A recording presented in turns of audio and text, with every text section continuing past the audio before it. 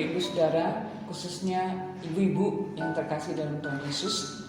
Bahagia sekali saya bisa menyampaikan kebenaran firman Tuhan pada hari ini di Komisi Wanita Gereja Kristus Tanjung Karang. Mari kita akan melihat kebenaran firman Tuhan dengan tema dilepaskan menjadi murid Kristus. Sebelumnya kita akan berdoa terlebih dahulu. Bapa yang di surga, kami bersyukur Tuhan memberi kesempatan lagi bagi kami untuk menyampaikan kebenaran firman Tuhan. Kami boleh terus belajar bagaimana hidup diperbaharui di dalam Kristus, sehingga kami menjadi milik-Mu yang benar-benar menjadi orang yang berkenan di hadapan Tuhan. Tuhan berkati pembicaraan kami waktu ini dalam tangan kuasa-Mu. Dalam nama-Mu kami berdoa. Amin. Firman Tuhan diambil dari Galatia pasal 5. Khususnya saya akan membacakan beberapa ayat saja untuk menyingkat waktu pada hari ini. Diambil dari ayat 16 sampai dengan 25. Saya bacakan ayat 17, 24 sampai dengan 25. Demikian firman Tuhan. Sebab keinginan daging berlawanan dengan keinginan roh, dan keinginan roh berlawanan dengan keinginan daging. Karena keduanya bertentangan, sehingga kamu setiap kali tidak melakukan apa yang kamu kehendaki. Di dalam ayat 24-25 mengatakan demikian. Barang siapa menjadi milik Kristus, ia telah menyalibkan daging dengan segala hawa nafsu dan keinginannya. Jikalau kita hidup oleh roh, baiklah kita hidup juga dipimpin oleh roh. Demikian jauh pembacaan firman Tuhan yang berbahagia kita yang mendengar dan melakukan dalam kehidupan hari lepas hari. Dalam kehidupan kita juga diperhadapkan dengan hal yang seringkali bertentangan. Khususnya di dalam ayat yang tadi kita sudah baca, bagaimana hidup di dalam daging atau hidup di dalam roh. Seringkali dalam kehidupan kita menginginkan sesuatu yang menurut kehendak Tuhan, yang menginginkan menyenangkan hati Tuhan, tetapi seringkali kita juga gagal, jatuh dan jatuh. Keinginan daging di dalam pasal 5 Galatia ini menunjukkan kepada kita bahwa tidak bisa dipungkiri. Ayat 19 mengatakan perbuatan daging telah nyata. Ya, itu bukan halu, bukan sebuah kiasan, tetapi ini nyata. Apa yang disebut perbuatan daging itu? Ayat 19. Percabulan, kecemaran, hawa nafsu, penyembahan berhala dan sebagainya. Saya bertanya kepada ibu-ibu sekalian, apakah dalam hidup kita sekarang kita sudah dilepaskan, dibebaskan dari kutuk dosa, hidup di dalam Kristus dan menjadi milik Kristus? Sudahkah hidup kita menurut kehendak Tuhan? Sudahkah hidup kita menurut kehendak roh itu? Bukan perbuatan daging yang dikatakan dengan jelas percabulan, kecemaran, hawa nafsu. Hawa nafsu sungguh-sungguh di dalam kehidupan kita seringkali kita termasuk di dalamnya. Perselisihan, kebencian, dendam, khususnya kita di dalam komisi wanita. Tidak bisa dipungkiri, satu dengan yang lainnya seringkali kita bertentangan, perselisihan. Kalau ada ibu ini, saya tidak mau datang. Seringkali yang namanya perselisihan itu dibesar-besarkan. Orang bangga dengan segala kenegatifan seperti itu, ibu-ibu yang terkasih. Seringkali kita tidak mau melepaskan semuanya itu sebagai sesuatu bukti bahwa kita adalah murid Tuhan. Murid Tuhan yang sudah mengalami pembaharuan. Nah, ayat 24 mengatakan kepada kita semua, barang siapa menjadi milik Kristus. Kita sekarang sudah menjadi milik Kristus, bukan?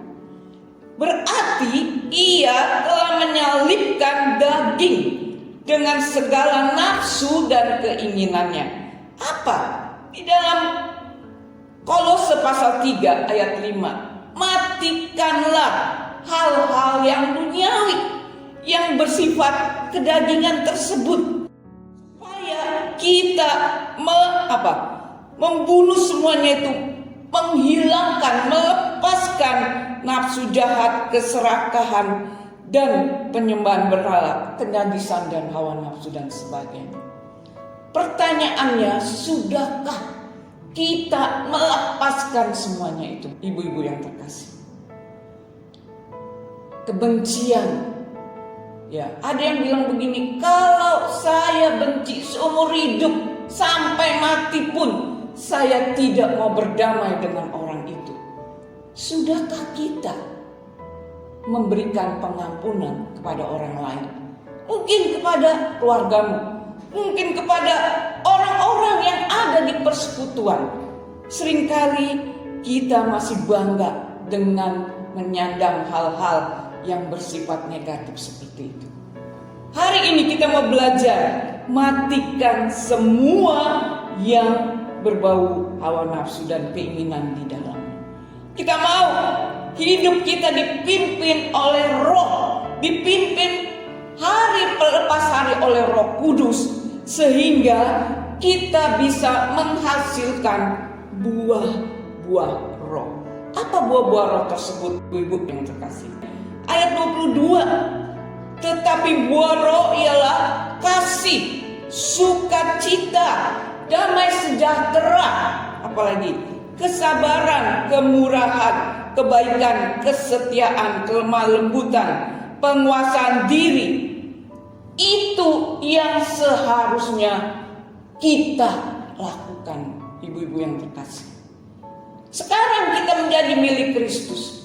Kita melepaskan yang namanya hawa nafsu. Kita melepaskan, meninggalkan duniawi kita. Tetapi jikalau hidup duniawi kita tidak mau kita lepaskan, buat apa kita menyandang murid Kristus? Toh akhirnya kita menjadi buah bibir. Kita tidak menjadi berkat, tetapi kita menjadi batu sandungan dimanapun kita berada. Bahkan di gereja, di satu gereja kita bilang, wah gak enak di gereja ini. Tetapi ketika kita pindah gereja, kita juga di gereja yang lain, kita menjadi batu sandungan. Karena apa? Karena kita masih hidup dalam keduniawian, hawa nafsu yang kita lebih tonjolkan. Bukan hidup di dalam roh, buah-buah roh. Kita bisa menghasilkan buah-buah roh sebagai murid Kristus. Di dalam kita menjadi murid Kristus, kita adalah ciptaan baru. Yang lalu, yang lama telah kita tinggalkan, tetapi yang baru itu sesungguhnya akan datang. Jadi buah-buah roh itu sebuah proses, bukan datang begitu saja. Tanpa hidup kita dibaharui hari lepas hari di dalam Kristus, kita tidak akan menghasilkan buah-buah roh, ibu-ibu yang terkasih. Sudahkah kita menghasilkan buah-buah roh tersebut melalui proses yang Tuhan izinkan? Kita memiliki kasih, memiliki sukacita, memiliki damai sejahtera, kesabaran. Seorang pendeta bilang begini, wah, saya ini tolong diingatkan istriku, ya, kalau saya sombong, kalau saya tidak sabar, kalau saya berbuat yang keduniawian. Dia merasa dia mengandalkan diri sendiri karena dia pintar. Suatu kali ketika dia berdoa, Tuhan mengingatkan, Roh Kudus mengingatkan dalam dirinya, kamu tidak boleh sombong, kamu tidak boleh mengandalkan dirimu sendiri. Jadi setiap kali dia berdoa, Tuhan beri hati yang rendah, supaya saya tidak sombong, supaya saya sabar. Tiap kali dia berdoa, hanya itu kata yang disebutkan. Melalui proses yang ada, kita tahu, kita mau belajar. Kita menjadi orang yang lemah lembut, orang yang sabar, menghadapi kondisi sekarang yang tidak mudah, ibu-ibu yang terkasih. ya, di rumah tangga, ekonomi, pekerjaan. Bisa saja kita di PHK, bisa saja kita mengalami pailit. Tetapi apakah di tengah-tengah segala penderitaan, kesusahan, kita mau mengandalkan Tuhan? Kita mau lebih lagi menyerahkan hidup kita sepenuhnya. Sehingga ketika kita hidup dengan waktu yang Tuhan berikan, kita mau berkata, aku mau hidup dipimpin oleh Roh. Sehingga buah-buah Roh itu boleh saya hasilkan lewat pengalaman hidup, lewat kesukaran hidup, lewat tantangan yang tidak mudah. Saya mau berkata, saya mau setia, saya mau sabar, saya mau terus menghasilkan kasih di tengah-tengah mungkin rumah tangga kita hancur. Mungkin kita mengalami perselisihan satu dengan yang lainnya. Tetapi di sini kita mau belajar, saya mau terus hidup di dalam pimpinan Roh. Sehingga kita mau berkata, Tuhan, ini hidupku, pakai hidupku lebih heran lagi. Sehingga saya mau diperbarui hari lepas hari. Hari lepas hari diperbarui dalam pimpinan Roh. Sehingga kita boleh mengerti hidup kita ini berguna, hidup kita ini berarti ketika kita lebih berserah dalam pimpinan Roh. Ibu-ibu yang terkasih, tantangan di depan kita tidak ketahui. Tetapi di dalam hidup kita yang penuh dengan rahasia, COVID yang masih berkepanjangan saat ini, di mana kita hidup, di mana kita berada, Bapak Ibu. Disitulah kita boleh mengandalkan, melihat perlindungan Tuhan yang ajaib, nyata di setiap pergumulan-pergumulan berat sekalipun. Kita mau mengandalkan Tuhan yang adalah perlindungan, yang adalah kekuatan, yang memampukan kita boleh melihat tangan Tuhan tidak pernah berhenti berkarya. Tangan Tuhan tidak pernah berhenti mengulurkan tangannya ketika kita tidak berdaya. Ibu-ibu yang terkasih, kita mau melihat bahwa Tuhan tengah bekerja di dalam kehidupan kita melalui proses-proses yang ada. Ketahuilah, hidup kita ini berarti. Dan ketika kita mau berjalan dalam pimpinan Roh, kita akan menghasilkan buah-buah Roh bagi kemuliaan, bagi nama Tuhan. Hidup di dalam keluarga, hidup di dalam gereja, hidup di dalam masyarakat, kita sebagai wanita-wanitanya Allah, kita berperan sangat-sangat luar biasa. Sehingga hidupmu berarti dan kita tidak pernah mau menyerah. Kita tidak mau menyerah dengan keadaan. Disitulah kita mau bersandar kepada kekuatan Tuhan. Tuhan terus menguatkan kita, memampukan kita melihat buah-buah yang nyata dalam kehidupan kita. Tuhan memberkati kita semua, ibu-ibu yang terkasih. Mari kita berdoa. Terima kasih Tuhan, kami boleh mendengarkan kebenaran firman-Mu. Jadikan ini menjadi sandaran hidup kami terus menghasilkan buah-buah Roh. Kami dilepaskan dari kehidupan lama kami. Dan kami mau terus diperbarui hari lepas hari. Dalam nama-Mu kami berdoa. Amin. Tuhan memberkati kita semua.